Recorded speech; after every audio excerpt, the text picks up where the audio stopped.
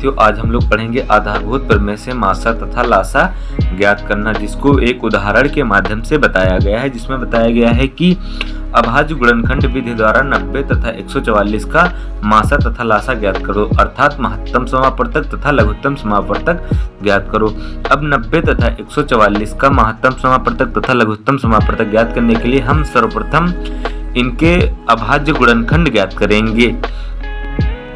90 तथा 144 के प्राप्त गुणनखंडों को लिखकर मासा ज्ञात करने के लिए हम सर्वप्रथम देखते हैं कि जो संख्या इन दोनों संख्याओं के गुणनखंड में कॉमन होगी अर्थात उभयनिष्ठ होगी, उन्हीं संख्याओं का गुणनफल ही हमारा महत्तम समापवर्तक होगा। जैसा कि देखते हैं कि 90 के गुणनखंड में 2 है तथा 144 के गुणनखंड में भी 2 है, अतः 2 यहाँ पर कॉमन है तो हमने 2 लिख लिया। उसके बाद देखते हैं 90 के गुणनखंड में 3 है तथा 144 के गुणनखंड में भी 3 है तो हमने 3 यहाँ लिख लिया।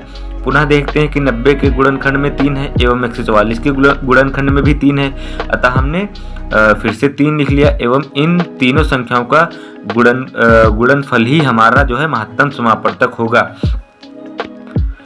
तथा अब लघुत्तम समापवर्तक ज्ञात करने के लिए हम देखते हैं कि 90 तथा 144 के गुणनखंड में जो संख्या कॉमन होगी अर्थात उभयनिष्ठ होगी, सर्वप्रथम हम वह संख्या लिख लेंगे। जैसा कि दिखाया गया है कि 90 के गुणनखंड में 2 है और 144 के गुणनखंड में भी 2 है, अर्थात दोनों संख्याओं में 2 कॉमन मिल रहा है तो हमने 2 लिख लिया। फिर से 3 कॉमन मिल रहा है, 3 लिख लिया। फिर 3 कॉमन मिल रहा है, फिर 3 लिख लिया। उसके बाद देखते हैं कि यहाँ पर 5 है जो कि 144 के गुणनखंड में नहीं है, अतः हमने और 144 के गुणनखंड में अभी भी 3 बार 2 है तो हमने पुनः 3 बार 2 लिख लिया एवं 90 के गुणनखंड में भी 5 है लेकिन 144 के गुणनखंड में 5 नहीं है, अतः हमने 5 लिख लिया एवं सारी संख्याओं का गुणनफल ही हमारा जो है लघुत्तम समापवर्तक होगा।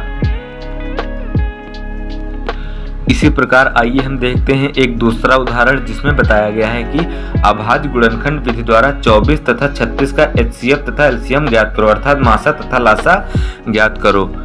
अतः अब पुनः हम 24 तथा 36 का मासा तथा लासा ज्ञात करने के लिए हम इनके उभय गुणनखंड प्राप्त कर लिखेंगे। जैसा कि दिखाया गया है कि 24 के गुणनखंड और 36 के गुणनखंड यहाँ पर लिखे हुए हैं।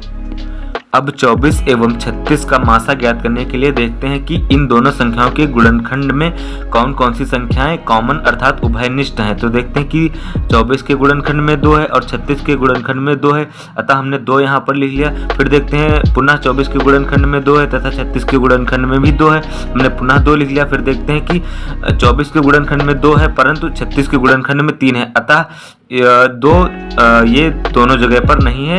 अब देखते हैं कि 24 के गुणनखंड में 3 है और 36 के गुणनखंड में भी 3 है, अतः हमने 3 लिख लिया यहाँ पर। अब तो यहाँ पर कोई संख्या कॉमन मिल नहीं रही है, अतः इन्हीं तीन संख्याओं का गुणनफल ही हमारा महत्तम समापवर्तक होगा।